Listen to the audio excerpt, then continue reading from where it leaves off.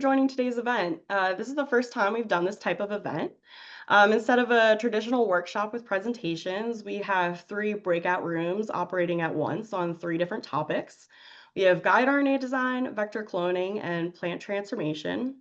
And I'd like to introduce today's speakers very briefly.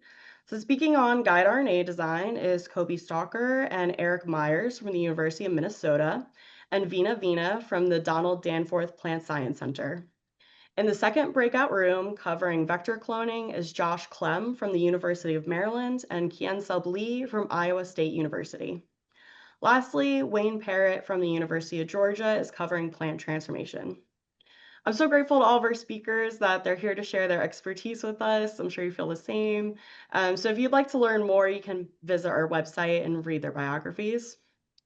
So in a minute here, I'll open the breakout rooms. You are encouraged to move between the different rooms so that you get information on all 3 topics. You should be able to exit a room and come back to the main room, or you can move directly between the 3 breakout rooms. Once you are in a breakout room, you can either raise your hand to ask a question using the toolbar at the bottom. There's a raise the hand function. So you can raise your hand to ask a question, or you can type your question in the chat.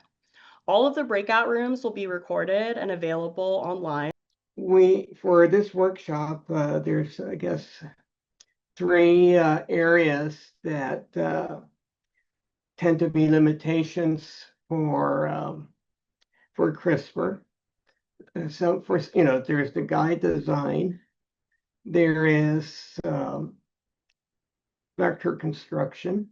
And then there is the whole concept of getting a plant back from edited cells. And that is the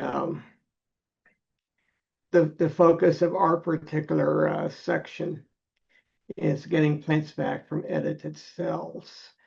If people have questions, I guess the floor is open for questions. If any of you know an answer or want to share, either speak up or raise your the hand icon so that we know you want to speak. So who would like to get us started?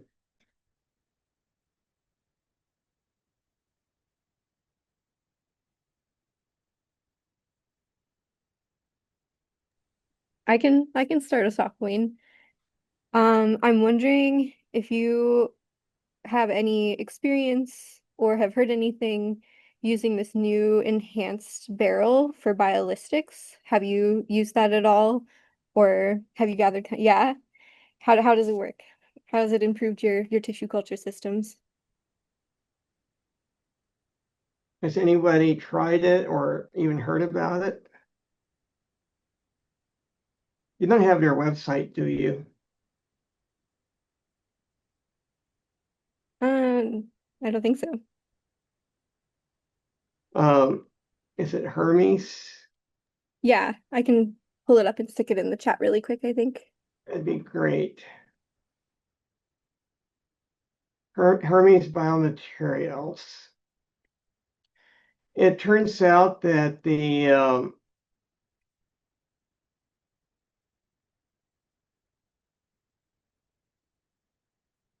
yeah, you put it on the chat already. Great. It turns out that the aerodynamics of the flow physics of the original gene gun are not well designed.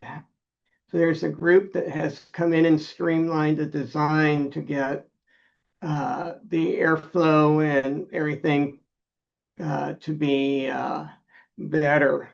And in our hands, it is increasing transformation frequency about 50%.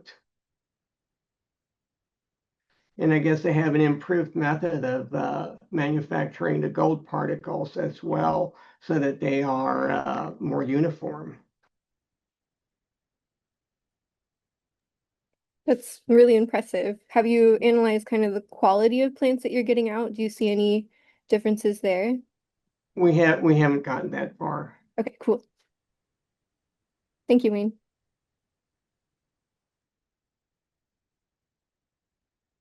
I'm just curious what type of tissue culture systems people are using and what their limitations are.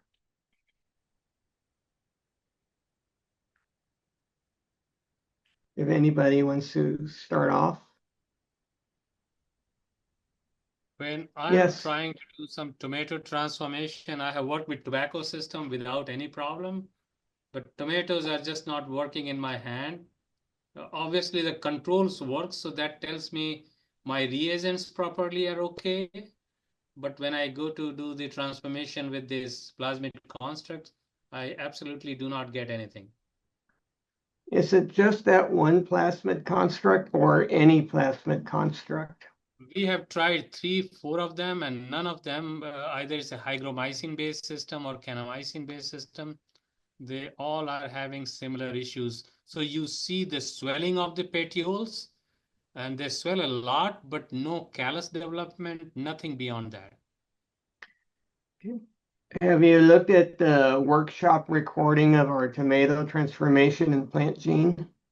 Yes, I'm following the protocol from Boyce Thompson, and I've tried to talk to the folks, so I'm sure there is something going on in my system, which I don't understand.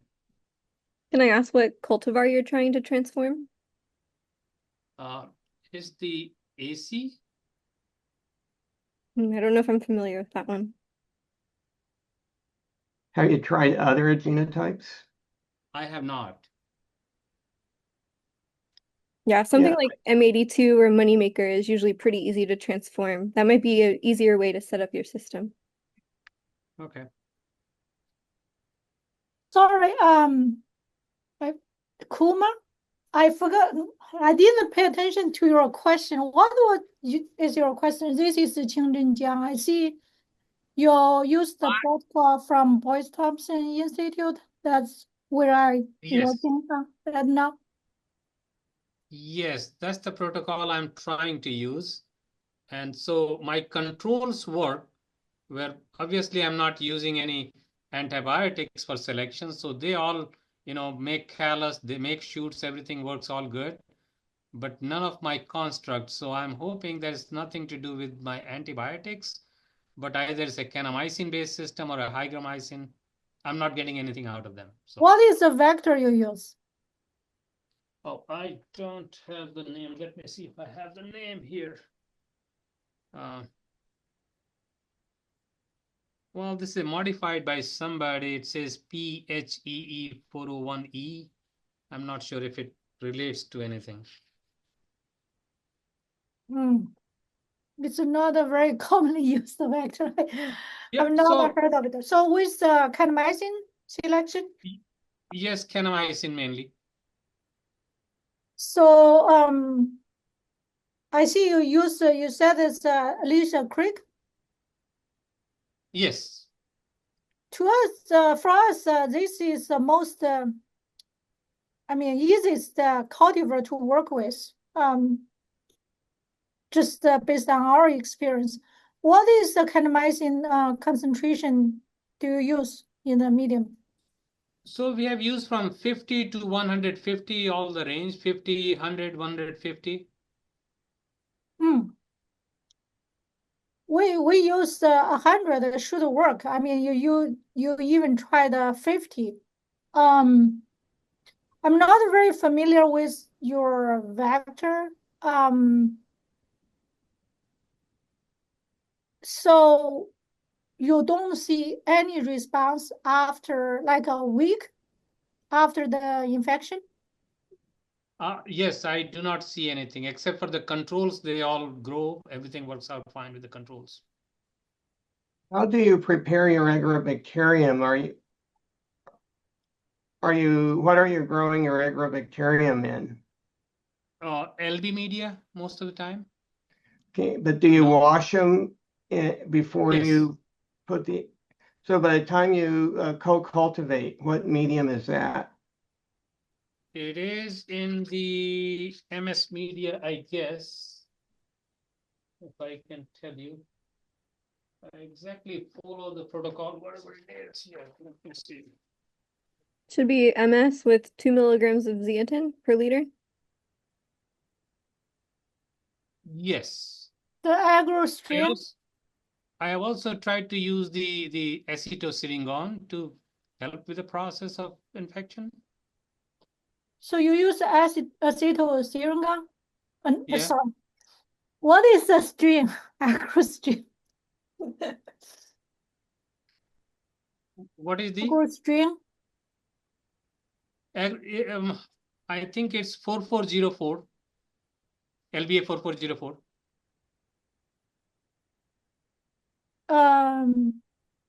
Maybe Wayne has more experience.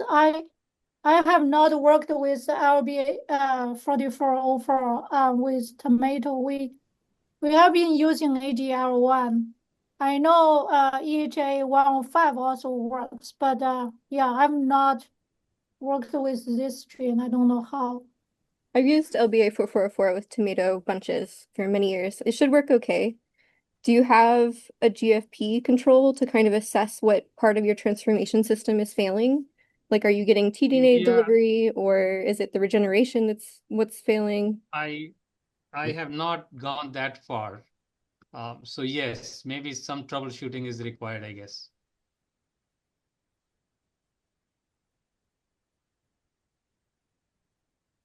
I think there was a session about the plant tomato transmission Yeah. earlier. Did you attend that one?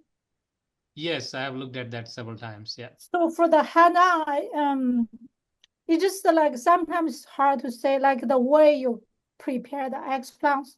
Like, Yeah. so how old is the seedling? 7-8 days generally before the true leaves arrive. That's the, I think, suggestions. We have used both the petioles as well as the petioles generally in two parts, cut from both the ends a little bit. What's it? Okay. Also, like it's very critical. You use a sharp blade and cut it really sharply. You don't want to. I don't know how to describe.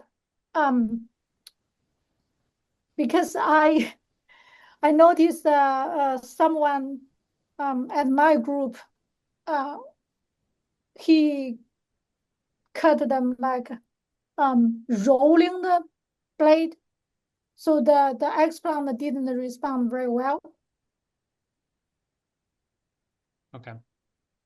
I'm not sure that's yeah. He had some problems earlier too. So I could see like even after just a week, usually the explant should enlarge. They grow. But he's just stayed at the same size and then gradually turned yellow or pale. So they didn't respond. So that's what I am seeing. I see the swelling. They remain green for a while, and then you eventually see them turning yellow and nothing beyond that.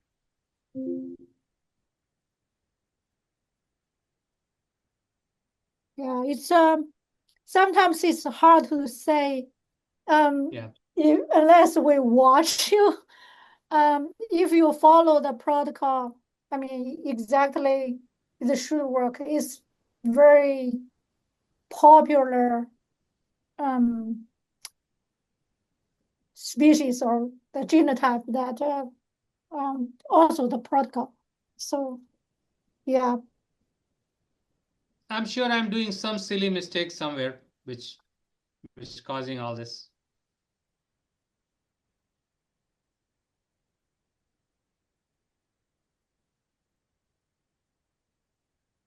It might be worth reaching out to Joyce's lab afterwards, because she's the tomato specialist. But yeah, without watching, it's hard to say. With even looking at the plasmids to see if they were made correctly and whatnot would help troubleshoot. What other issues do people have? I recently we have a problem with vitrification. I'm not sure it's kind of related to it's also tomato transmission. we don't have problem with kanamycin selection, but for the construct with hygromycin, we noticed vitrification in about a month, and it's getting worse. Even we tried using vented leads for the magenta boxes. Seems that has not improved. Does anyone have any suggestions?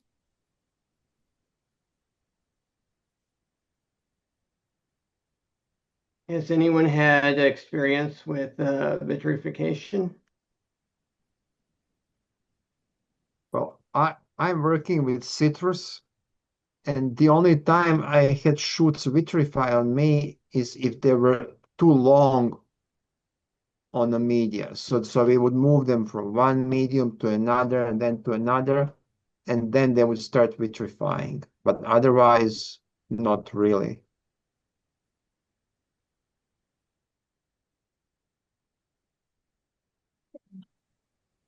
It's so hard to at the SIVB meeting this year, there's a session talking about vitrification. For tomato, we already use only 20 grams of sucrose. It's already low. They say it's even use lower sucrose or higher gelling agents, or with a vented leads. I have not tried to even use 10 grams sucrose, or even I'm just afraid it's too low for sugar regeneration. And the interesting thing is we don't see this with kanamycin selection. So it's very interesting.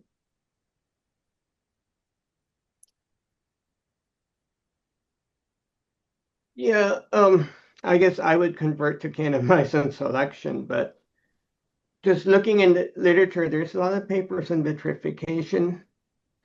Some people go to a lower salt strength medium. Others, change to agar as their solidifying agent. Some have added more calcium, lowered cytokinins. So there seems to be a pretty broad range of strategies people have used, so that you would have to do some troubleshooting with. Yeah, we have tried the different ways. I just feel like if people has similar experience got successful, it would save us some effort. Thank you. Yeah.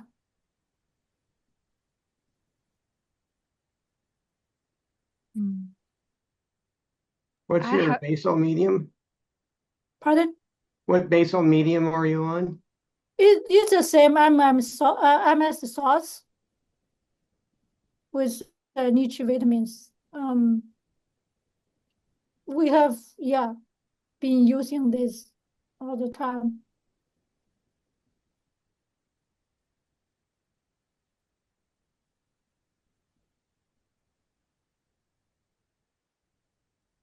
It's just interesting is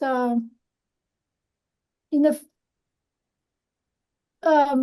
first few years, everything looks very good.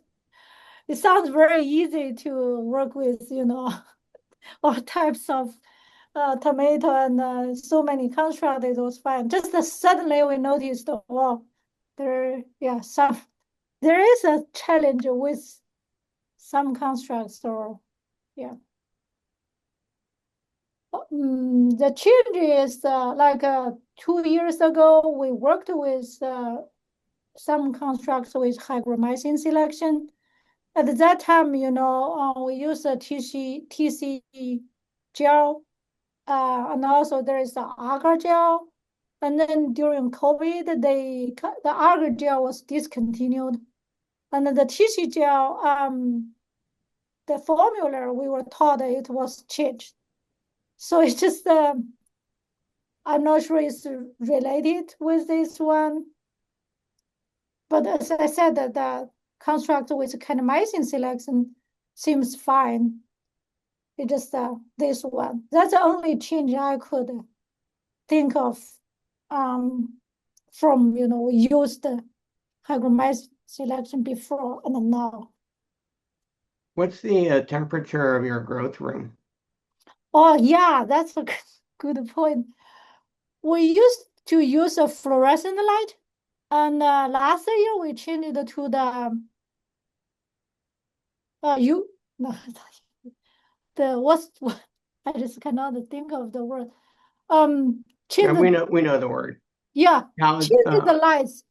And the temperature right now we set it at 24 degrees, but I see after we change in light, it's always at 22 something, and it never reaches 24. Joyce said, I talked to Joyce and her group, since they have not noticed any effects from these lights, like the duration, like for how long it takes for us to get the transgenic plants and every step. They have not noticed anything. We shared the growth room. So at least to her, it is not a concern. So I never thought of that, but the temperature became lower, a degree or two.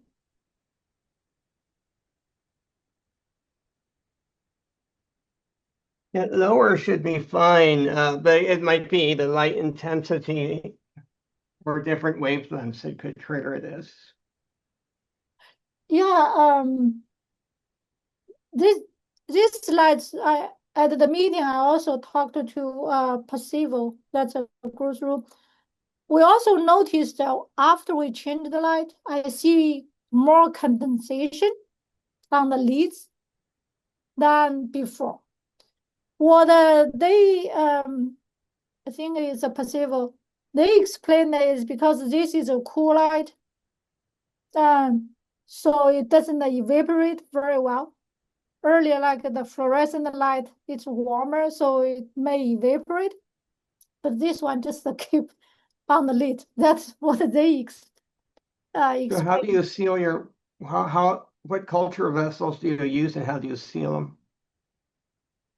Pardon? What culture vessels? Are you using Petri dishes or something else? Yeah, Petri dish in the early stage. Like And how do you seal them? Micropore tape. On the very bottom shelf, it is better.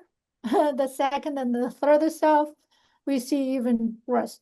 We try to avoid putting them in the middle, directly on top of the lights. It sounds like either a temperature or light issue. So are we talking about LED lights here, LED lights? Oh, LED, yes. That's the word I was trying to think. Yes, right now it's all changed to LED lights.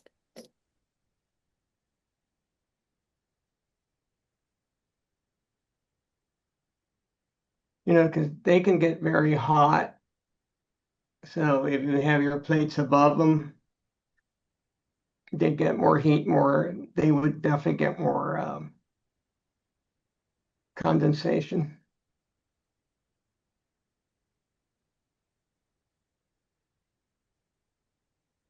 Yeah, I will. Also, it can be maybe because the difference of temperature in the day and night. So when the lights turn off, be cooler, and then you get this condensation. I think it's that. That's a good point. I have not paid attention to the temperature after the light was off because it's 16:08. Usually the light turned off really late. But didn't you say that your temperature is lower, not higher? Yes.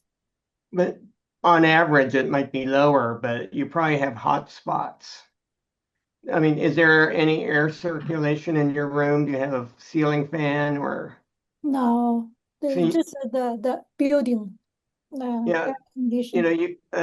we put ceiling fans in our room to prevent hot spots from forming. Because you do definitely get hot spots. Okay. Yeah, maybe I need to pay more close attention to the different positions. Yeah, thanks.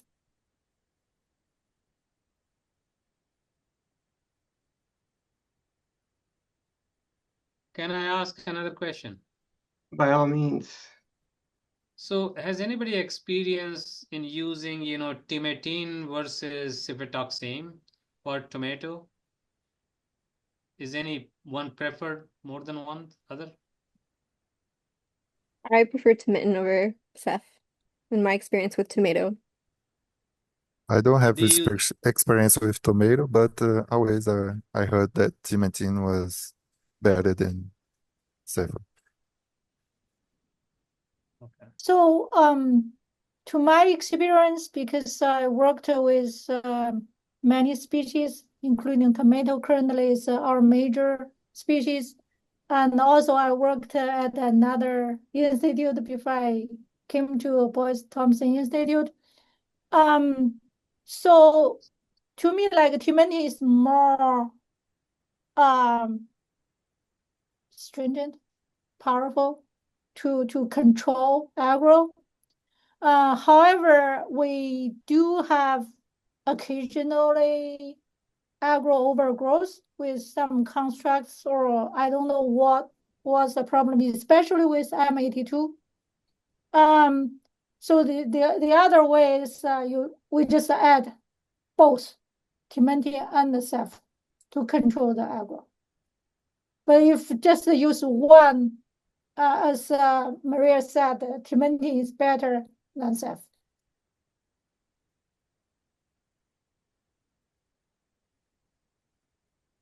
So we have switched to meropenem. I'm putting it in the chat. Because it uses so much less amounts of it, so for cost effectiveness. But the other thing is we have also switched over to auxotrophic strains of agrobacterium. So we don't have overgrowth issues. I have not seen your message. What's the chemical name? What's that? I don't see it in the chat. It should be there now. Okay.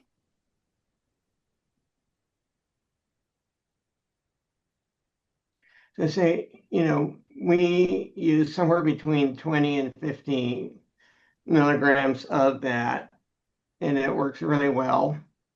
And then, as I say, we made a complete switch to auxotrophic strains of agrobacterium. So if people haven't used auxotrophic strains yet, it solves so many problems.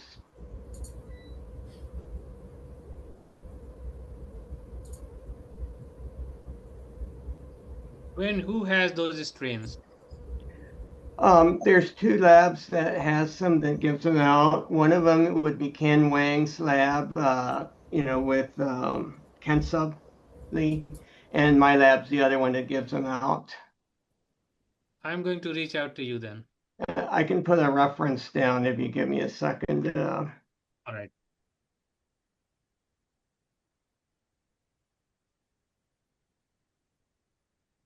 Um,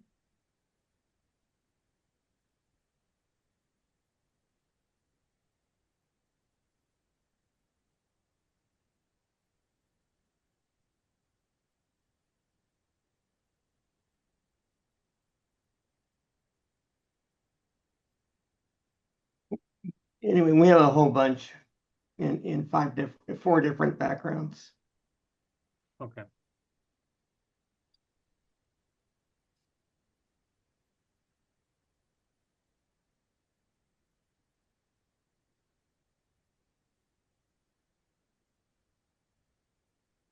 So what other tissue culture issues do people have?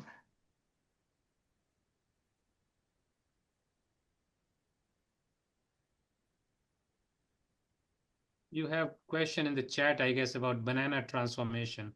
I know BTI used to do in the past. I'm not sure if they do it anymore. No, no.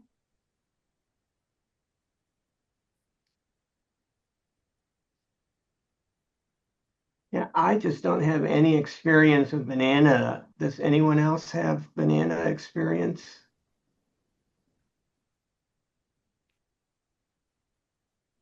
If this individual reaches out to Joyce, I think Joyce has worked a lot on banana to start with. So yeah.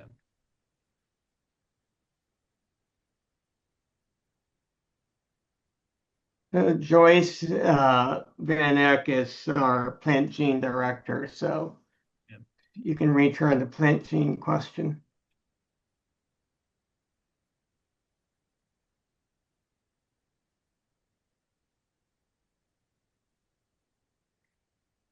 Okay, anyone have experience with implanted transformation?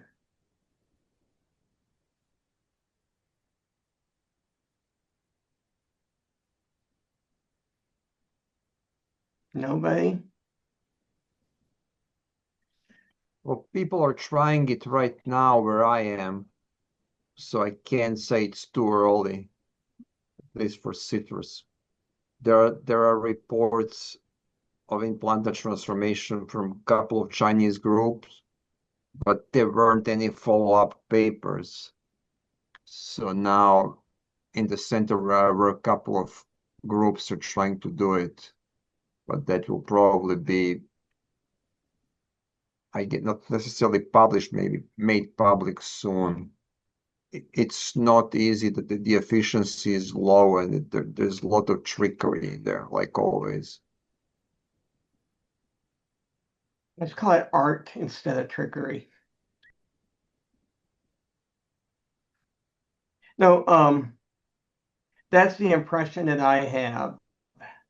We have never gotten it to work, but there's got to be a solution and we can figure out what it is.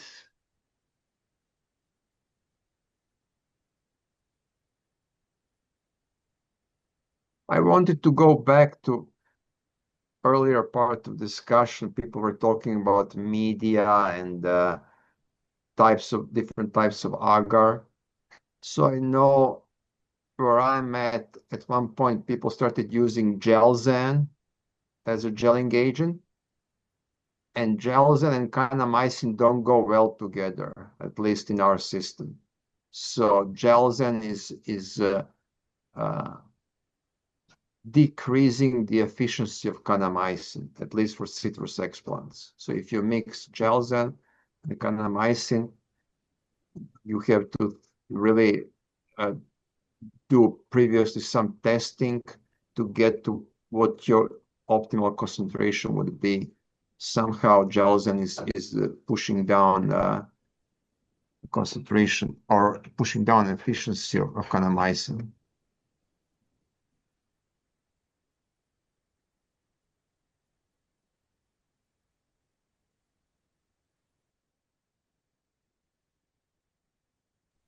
We have a I have question asking I about have Ruby.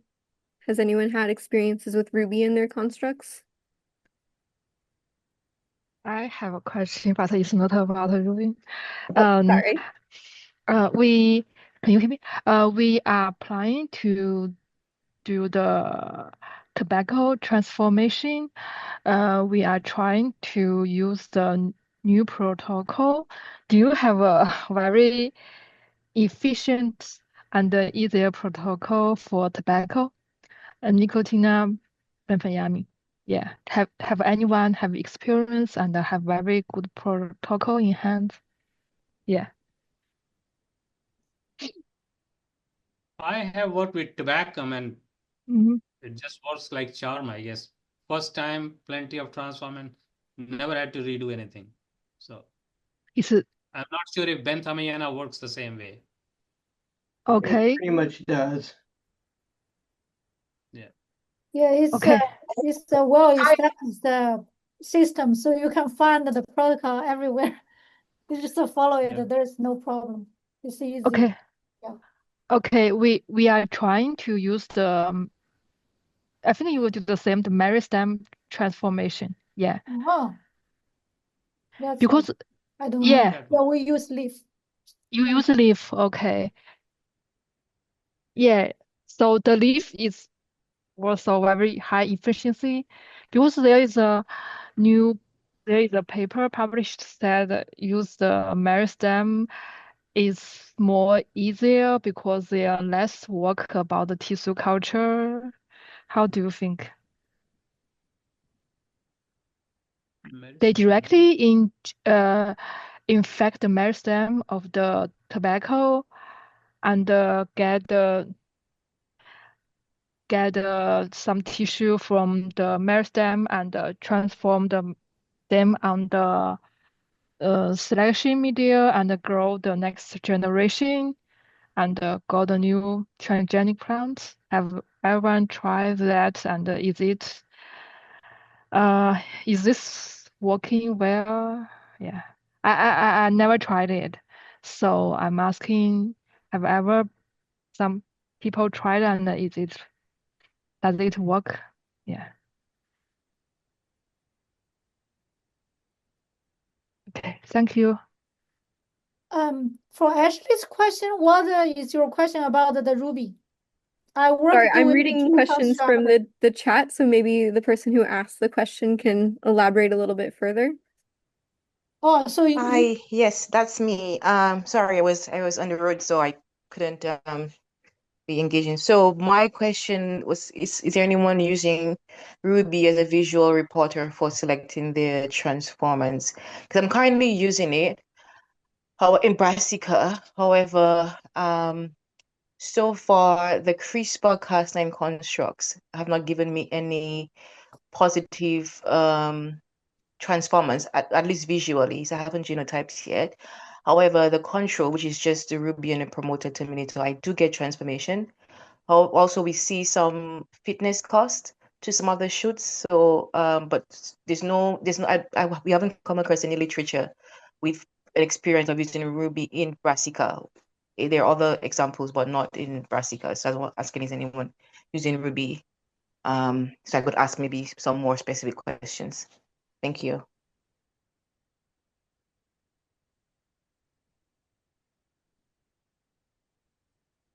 I see Win has experience with this. You go first. Well, yeah, we do use Ruby quite a lot. It can take a few days to see expression of it before you see it. And also, there was a paper that recently came out in which they changed the order of the genes in the construct. I think they took was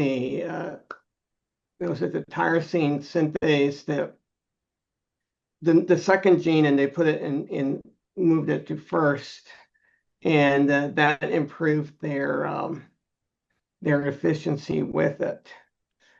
In addition to that, we have what we use an attenuated Ruby that it has two ATG codons on it, so most of the transcripts are out of frame, so we get a pink color that's still enough for selection, but without the metabolic cost. So that's one way around it. But in generally, when you have a construct that doesn't work at all, I think something went wrong with your vector building. And that's the first place I would start. Thank you. Is it possible, because I had a discussion today with someone, and then so for example, one of my constructs, the CRISPR is to the left border and Ruby is to the left border. I was wondering if that could make a difference, because for example, if there by any chance there is partial integration of the tDNA, would that be a possible reason for not seeing Ruby expressing based on where it is on the tDNA? I mean, we have to, are the constructs head to head or tail to tail? it would be one thing to look at, but many times there's artifacts of cloning where you might get extra base pairs in there when you didn't intend them to, or you might have deletions. Do you sequence your vectors to make sure that they have the correct intended sequence in them? Yes, so we routinely do whole plasmid sequencing prior to transmitting agro, and also after agro we do a screening as well, just to be sure that everything is intact before we go ahead with co-cultivation. Yeah, no, that's very good practice. I'd say essential practice. What's your orientation? So the orientation, if I recall, I think they're head to, so we go from head to pretty much head to tail. So I'll just tell you how my constructs are assembled. So we have the promoter head to the coding sequence of the CRISPR, then terminator. Then we go back, we do the same orientation, head to CDS to terminator. We go all do that throughout all the different parts of the vector. So essentially we go from left border to right border in that direction.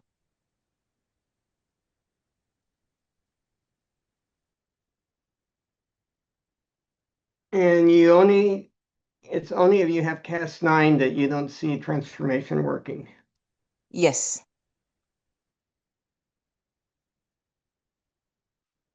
I really don't know. Does anyone have any ideas?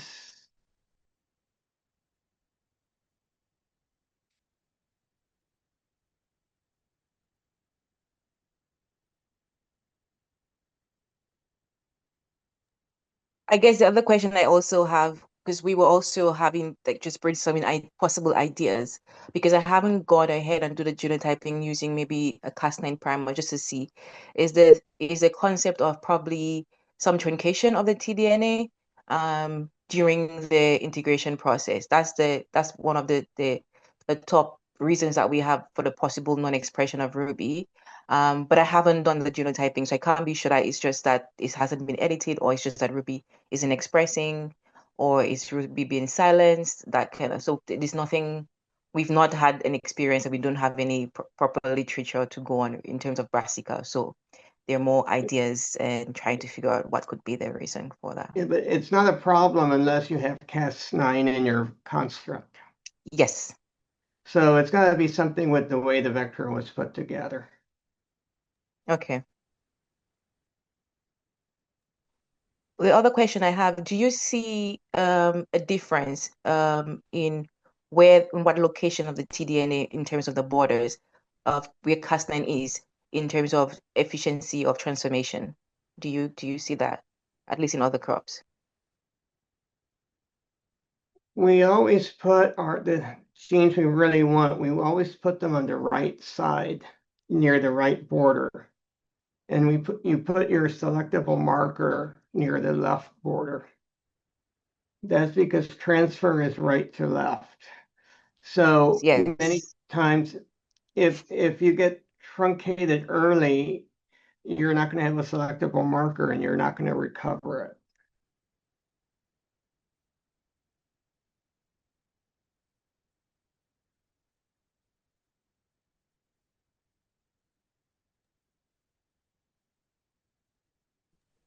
All right, we have a question in the chat asking what morphogenic genes do people use to increase transformation rates in monocots?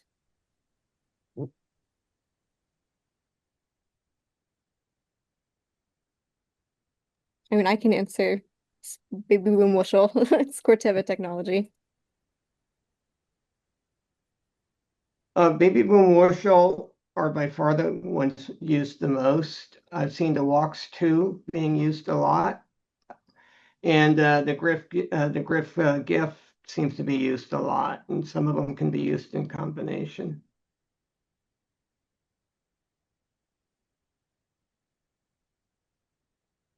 There's also one in the chat about is kanamycin selection alone sufficient to confirm true transformants? And the answer is no. What do you think about conferring by using promoter amplification or Cas9 primers? And part of the problem when you use agrotransformation is you do have residual agro in your tissues, and this can give you false PCR results. So if you do use promoter amplification, you also want to amplify agro-specific genes like Ver genes to make sure that you don't have agro in your tissue, and so that to give confidence to your PCR results.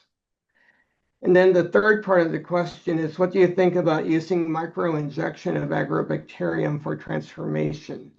And I don't have any experience in that. So floor is open.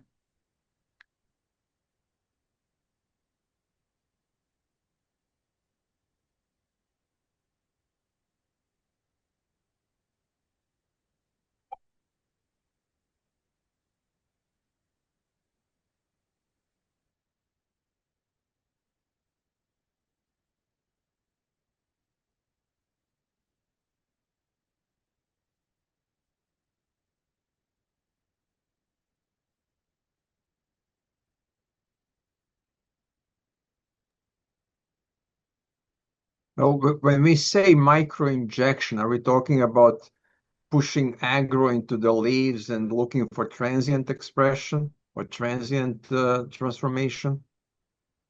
Is that what we are talking about?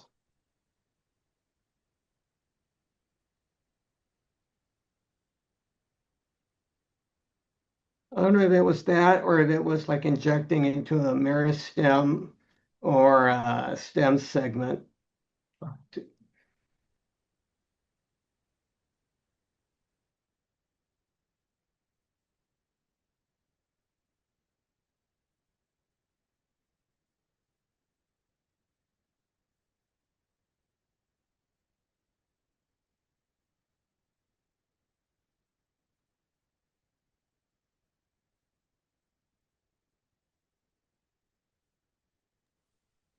Hello. Sorry, could I consider asking a question since nobody's speaking? Okay, my name is Mary. I work in Nigeria and school with Hopkins in the US.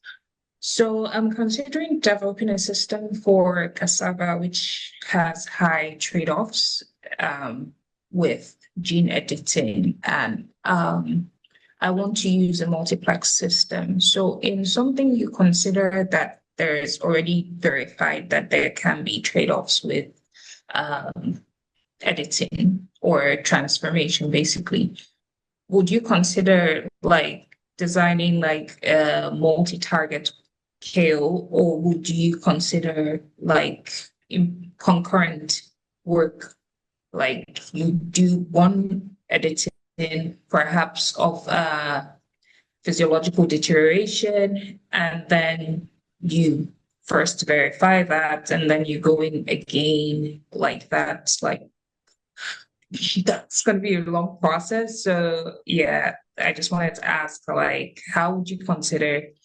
reducing trade-offs? Would it be better to target multiple homologs simultaneously, or like how do you improve efficiency with such cases?